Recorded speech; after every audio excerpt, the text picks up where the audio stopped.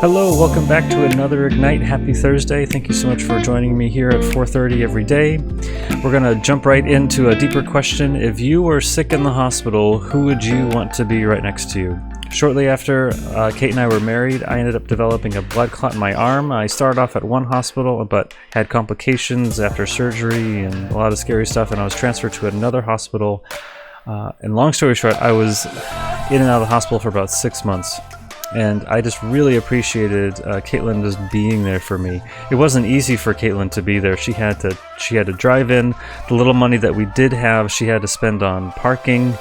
I wish they could just give us free parking, but we had to sacrifice. Caitlin had to sacrifice the little that she had, and she couldn't really afford to eat much. She had to eat my leftover hospital food. It was really kind of a tough situation.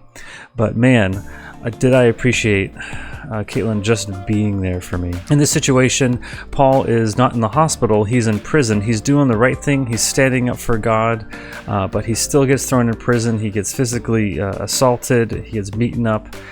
On one hand, I can picture him feeling at peace, that he did the right thing, but on the other hand, I can see him just being just a little bit sad, maybe even a little bit lonely. And I love this verse. The Lord stood near. God, in a miraculous way, was with him in prison.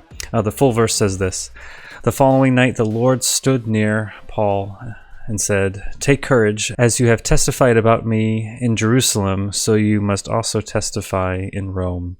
And so God came to him and spoke to him the words, said, "You did a good job here. Don't give up. Keep on going. You have even more." Hopefully that's encouraging to Paul and not discouraging. I think it was encouraging because God was near to him. And applying that to our lives, we have the Holy Spirit, the same Spirit that Paul had. We have Holy Spirit living inside of us if we're believers in Jesus. And we have that nearness. We have that closeness. Also, God can speak to us. I mean, maybe miraculously he can speak to us, but he has given us the Bible. We can read the Bible every day. I truly, truly believe, and I've experienced it myself. It's one of those things I can talk about as much as I want, but until you experience it, you can read the Bible day after day after day. And as you're calling out to God, as you're reading, as you're connecting with God, the Bible will come alive and your hearts will burn inside of you, and you will experience that nearness. And I truly believe that. I've experienced it myself. And I would just encourage you, keep up with us reading these daily devotionals, but more importantly, keep seeking God, keep seeking his nearness, keep seeking his closeness. So thank you so much for joining us. Please come back tomorrow, Friday, for one last devotional for the week, and have a good day.